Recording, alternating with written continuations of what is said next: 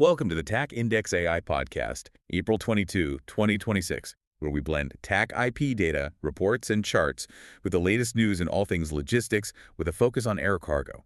Right now we are seeing container ships literally dodging gunfire in the Strait of Hormuz. Yeah, it's a massive supply chain fracture playing out right in front of us. Right, and the immediate fallout for you, the listener, is seeing airlines hit peak season cargo rates right in the middle of April. Exactly. The sea capacity crunch is just supercharging those air freight rates.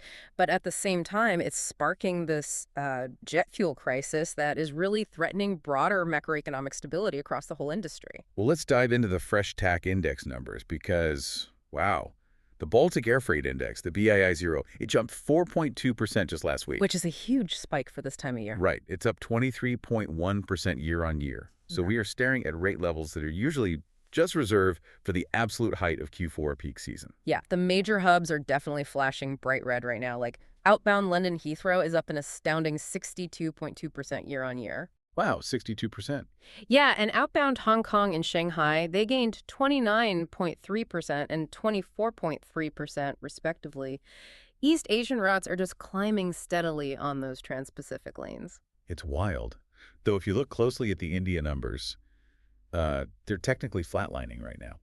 Well, flatlining, sure, but only because they already doubled back in early March. Exactly. It's like looking at a heart rate monitor right after a massive adrenaline spike. Yeah. The line is flat, but it's flat at a terrifyingly high level. That's a perfect analogy. Because that adrenaline spike is purely reactionary. Sea container capacity is effectively under siege right now. Right, because you have vessels facing actual gunfire and outright seizures in the Strait of Hormuz. Yeah, and remember, that strait controls 20% of global oil and LNG flows. So when a critical artery like that constricts, well, supply chains just fracture. Desperate shippers are basically forced into the skies. And we're already seeing the physical toll of that shift, aren't we? Like, Danone is dealing with disruptions to their baby formula shipments. Yeah, and TE Connectivity is warning that they have to pass these higher freight costs down the line. So what are the cascading mechanics here? Like for the forwarders and shippers trying to manage this right now? Well, when sea capacity suddenly vanishes, the scramble to secure air cargo space creates an immediate, fierce bidding war. That panic is exactly what drives the massive spikes we're seeing in the TAC data. So it's not just about delayed shipments. Right, it's a direct threat to B2B margins.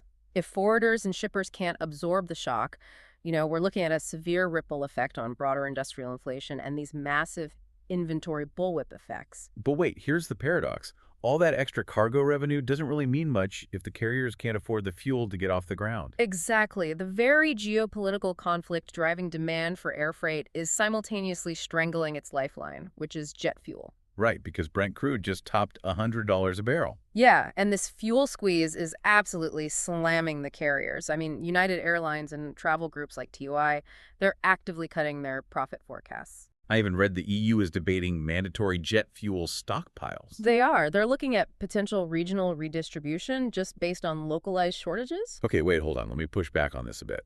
If air freight rates are skyrocketing to Q4 peak levels, shouldn't airlines be thrilled? Does the crippling cost of jet fuel completely wipe out those top-line revenue gains? Well, the top line looks incredible on paper, sure, but those operating margins are just being devoured by the fuel costs. Wow, so the profit just evaporates. Basically, yeah.